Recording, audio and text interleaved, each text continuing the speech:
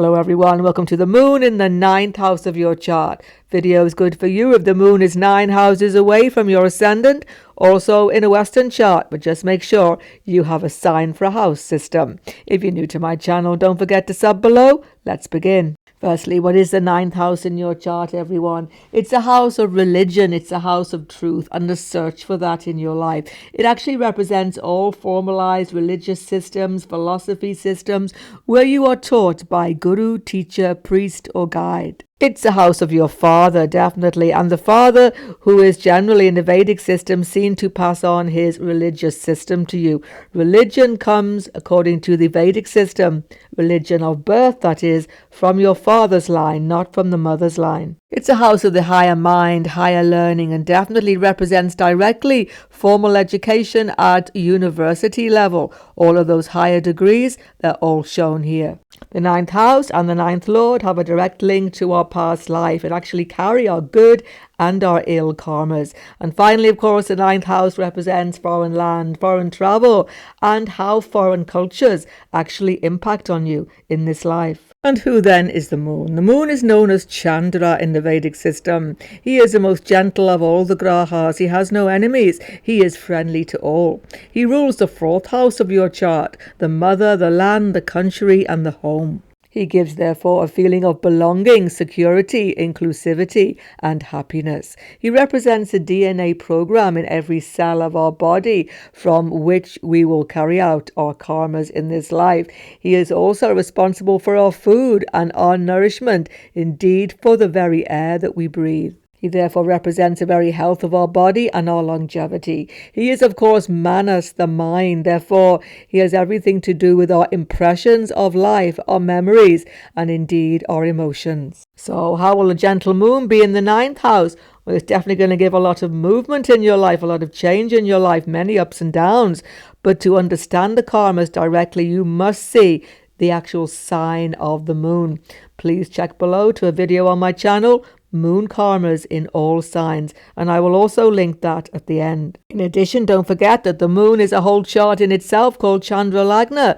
From this moon position, you see all the planets in your chart to read your deep karmas. So please, again, check out the video on my channel, the moon chart, and once again, I will link it at the end. Now, the moon is, of course, our desires, what we tend to focus on in life. It's our mind, manas. And on the 9th house, most definitely, you are focused on finding truth in this life. You are focused on philosophy, religious systems, exploring these in a deep and meaningful way. If the moon is well aspected, this will be excellent for you and actually take you into a deep sense of satisfaction. If there are malefics aspecting to this house or with the moon, it can be difficult. Sometimes you can become so emotionally engaged that it becomes a sort of fanaticism over religion. That would be under really extreme affliction. That would be very rare. But nonetheless, Moon 9th house needs a feeling of satisfaction, a philosophical system which gives you intellectual and emotional security. So you will definitely be seeking for this. You see, Moon in the 9th house is a very restless position, physically restless and mentally restless also, even emotionally restless. And this will definitely in some way impact education because he is in the 9th house. Because higher education, especially, which is about 9th house, university onwards, needs specific application and constant study. And the moon is flickering here. The moon is inconstant. If he is well placed by sign, well aspected, that is superb. You get emotional satisfaction there. But if not, it can be difficult. Whatever you study, you're about finding out the truth, digging deep to the actual truth of any situation. This is what gives you the greatest satisfaction. So definitely history or archaeology, these things, because the moon is about the past. But again, the sign is going to be important and the lord of the 9th house. A very important factor, though, about this moon is that the moon is home, security, family. And he is placed in a 6-8 position to his own home, 4th house. 6 houses away and 8 houses back. This means that Moon 9th house can give disturbances to your domestic situation.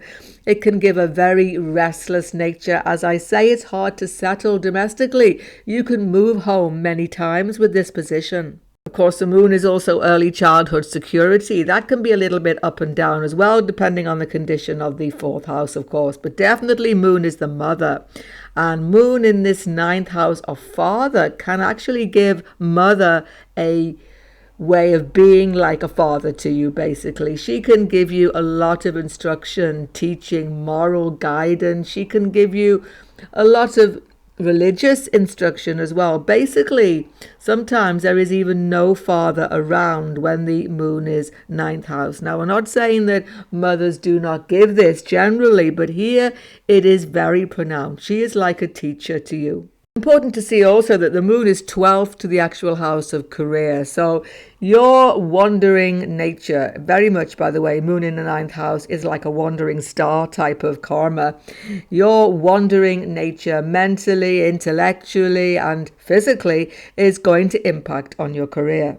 You need to be totally emotionally and intellectually involved in your job. If it is not stimulating your curiosity constantly, giving you change, variety, you quickly want to move on. So careers involving travel sometime, you would enjoy that. But anything which is intellectually and emotionally stimulating, like media careers, writing, blogging, journalist, all of these things. And of course, ninth house is a house of religion. So even a priest could be seen by this position. Now, the moon from here has a seventh aspect of desire onto the third house of self-assertion. This makes you a very independent person.